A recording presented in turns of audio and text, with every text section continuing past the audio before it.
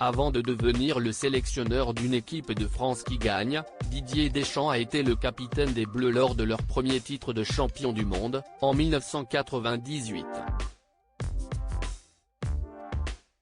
Lors de ce sacre, il ne s'était pas fait que des copains dans l'équipe.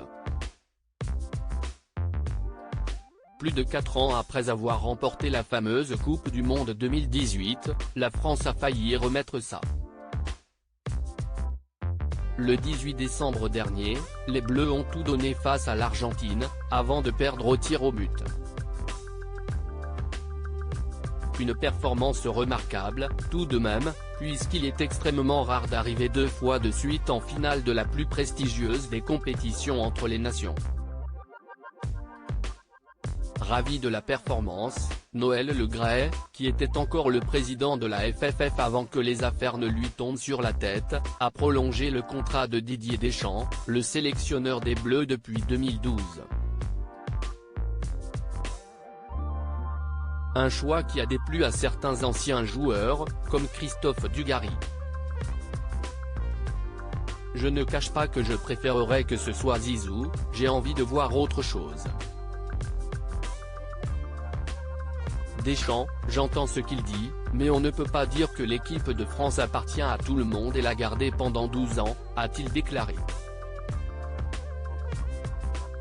Ce n'est pas la première fois que Christophe Dugarry et Didier Deschamps se livrent à une petite bataille. Ce jour où Christophe Dugarry a vivement critiqué Didier Deschamps avant le début du Mondial 2018, le choix de Didier Deschamps de ne pas sélectionner Karim Benzema dans l'équipe de France n'a particulièrement pas plu à Christophe Dugarry. Il faudra que Didier Deschamps aille très loin en Coupe du Monde. Parce qu'il faudra assumer son choix. Parce qu'on prend en otage l'équipe de France et c'est peut-être au détriment de l'intérêt collectif, a déclaré l'ancien footballeur sur les ondes de RMC Sport. Un discours qui n'a pas plu à l'intéressé. Dugarry ose dire que je prends la France en otage. Cela dépasse l'entendement. Il dit ce qu'il veut, il a son émission radio. On a vécu des choses ensemble donc je sais qu'en termes d'état d'esprit, sincèrement, j'ai vu beaucoup mieux. Si on devait se voir avec du gars, ça ne serait même pas bonjour, bonsoir. Chacun sa route, chacun son chemin. C'est clair, a-t-il rétorqué dans les colonnes du Parisien.